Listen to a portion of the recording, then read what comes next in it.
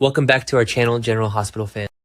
Today is an absolutely thrilling day to be diving into Port Charles, as the latest episodes have delivered some of the most heart-stopping, emotionally resonant drama we have seen all year. Let's unpack the madness together. The walls are closing in, the shadows are lengthening, and the sheer, suffocating weight of impossible choices has finally descended upon everyone involved. We are witnessing a seismic shift in momentum, a terrifying tipping point where dark secrets can no longer be contained by locked doors, missing police files, or even medical paralytics.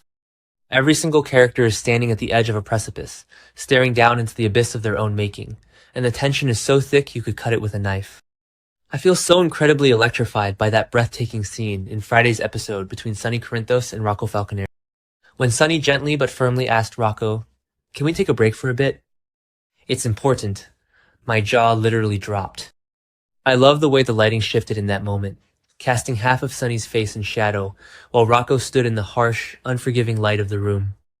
To me, it finally proved that the writers are ready to tackle the emotional fallout of Ross Cullum's death head-on, and I am here for every single second of it. I know a lot of people in the fandom are saying this storyline, with Rocco shooting Cullum, is dragging, or complaining that it's far too dark a narrative for a teenager, but I actually think the slow burn is exactly what's needed, because I feel like it gives the trauma the necessary room to breathe. I believe this is the absolute best they've written Sonny in years. When he sat down with his grandson, you could physically see the decades of mob violence weighing heavily on his shoulders. I think Sonny recognizes the terrifying parallel between his own blood-soaked life and the trigger Rocco pulled on people. I feel completely captivated by the way Maurice Bernard played that scene. There was absolutely no judgment in his eyes, only a desperate, grandfatherly need to pull Rocco back from the brink of the...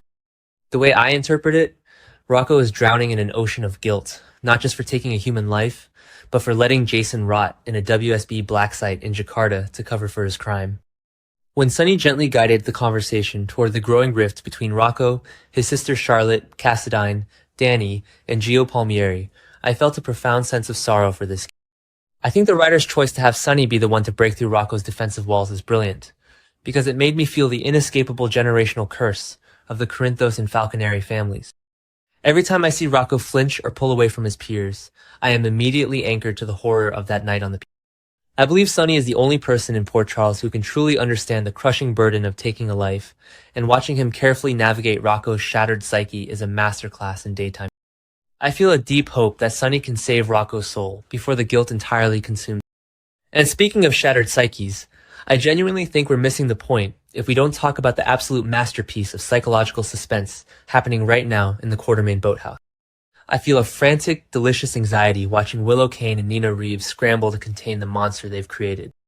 When Willow got right up in Nina's face and demanded, "You will control Drew without taking drastic action," I got literal chills down my spine. I love the claustrophobic setting of the boathouse for this confrontation. The sound of the water lapping against the docks outside perfectly mirrored the rising tide of sheer panic inside Willow's mind. I feel like this is the most fascinating, complex, and terrifying era of Willow we have ever seen on screen. Some fans are complaining that she's become entirely irredeemable. But I actually think this descent into villainy is exactly what makes her compelling, because I feel like it strips away her pristine, perfect girl facade to reveal the desperate survivor underneath. I think Willow is absolutely terrified out of her mind. Her secret supply of the paralytic from Jen Sidwell has completely dried up now that Sidwell is sitting in a jail cell awaiting trial, and Drew is rapidly regaining his speech and his mobility. The way I see it, Willow is desperately clinging to a moral high ground that she surrendered months ago. Her demand that Nina handle Drew without taking drastic action is, in my opinion, a spectacular display of cognitive dissonance. She wants the massive problem solved, but she wants Nina to get her hands dirty so Willow can keep her own conscience. Every time she mentions drastic action, I am anchored to the horrifying fact that she already shot Drew twice.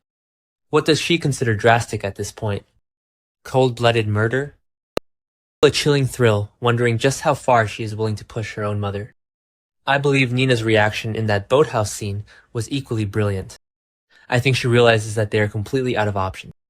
Jack Brennan's black box is missing, the blackmail leverage is gone, and Drew is waking up with pure revenge on his mind. Every time I watch Willow pace that wooden floor, I am immediately anchored to the terrifying reality that Drew's first word was Willow, spoken with absolute venom. I feel a thrilling sense of impending doom, because I believe Drew is going to tear their lives apart the second he can stand on his own 2 feet. The writers have built this tension perfectly, and I think the inevitable explosion is going to be magnificent. But the ruthless manipulation doesn't stop at the boathouse. I feel utterly mesmerized by the sheer unapologetic savagery of Tracy Quartermain in the Deception Cosmetics office. When Tracy looked a shocked Brooklyn in the eye and coldly asked, "What is preventing you from using a grieving child to steal Maxie?" I literally gasped out loud at my television. I love the stark, modern lighting of the Deception office during this scene because it highlighted the cold, hard, unfeeling business tactics Tracy is willing to employ to win this corporate war. I know some viewers are saying Tracy is going entirely too far this time, but I actually think this level of ruthlessness is exactly what's needed, because I feel like it honors the true, cutthroat legacy of Edward Quartermain. I think Tracy is playing four-dimensional chess, while everyone else, including Lucy Coe, is playing checkers.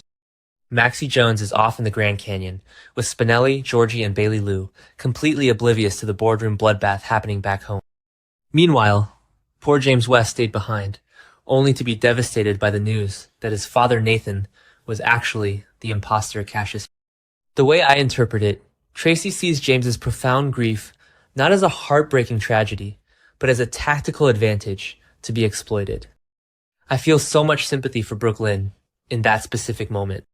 Her shocked, appalled reaction was played to absolute perfection.